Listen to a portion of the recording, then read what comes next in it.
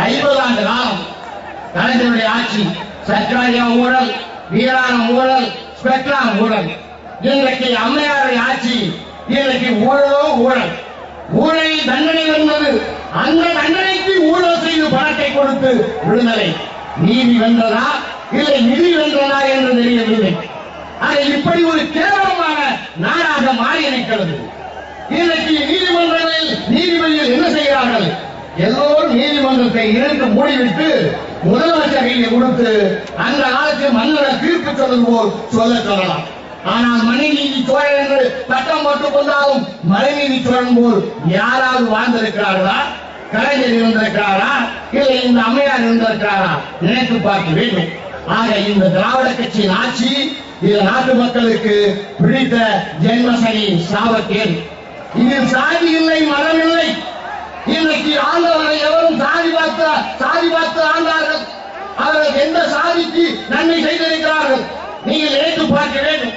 அந்தந்த சாதியிலும் ஒரு அமைச்சரை வைத்துக் கொண்டு அந்தந்த சாதி மக்களுக்கு நல்லது செய்வது போல் நடித்தார்களே தவிர உண்மையில் மறைமுகமாக சாதி செய்தது, சாதி ஆட்சி செய்தது ஆண்ட திராவிட கட்சிதான் என்பது பட்டவர்த்தனமாக எல்லோருக்கும் தெரியும், பத்திரிகையாளர்களுக்கு தெரியும். முதலாவது சுதந்திர போர், வெள்ளையனே வெளியேறு என்ற அந்த சுதந்திர போர். இன்றைக்கு மீண்டும் 2வது சுதந்திர போர். இந்த 2 கொள்ளையர்கள், திமுக அண்ணா திமுக கொள்ளையர்களை வெளியேற்றுகின்ற 2வது சுதந்திர போரை நாங்கள் நடத்தி கொண்டிருக்கிறோம். மக்களே, எங்களோடு சேர்ந்து நீங்களும் இந்த போரை, சுதந்திர போரை நடத்துங்கள். மாற்றத்தை காணுங்கள், மாற்றத்தை விரும்புங்கள். எல்லா நிலையிலும் நீங்கள் மாற்றத்தை விரும்பி இருக்கிறீர்கள். இது அரசியலிலும் நீங்க இந்த மாற்றத்தை நீங்கள் விரும்புங்கள். மாற்றத்தை நாங்கள் தருகிறோம். மாற்றத்தை கொடுக்க போவது பாட்டாளி மக்கள் கட்சி.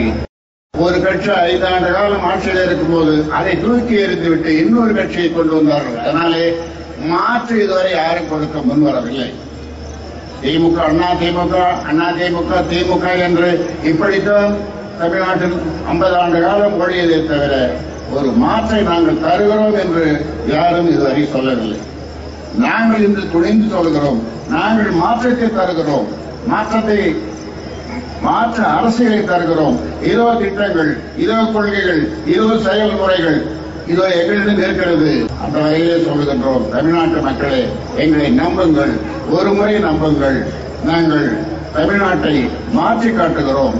அதனாலே அன்புமணி ராமதாசுக்கு அந்த வாய்ப்பை தாருங்கள் என்று கூறி இந்த பிரமாண்டமான மாநாட்டை செய்த மாவீரன் குரு அவர்களுக்கு என்னுடைய வாழ்த்துக்களை தெரிவித்து, அனைவருக்கும் என்னுடைய வாழ்த்துக்களை தெரிவித்து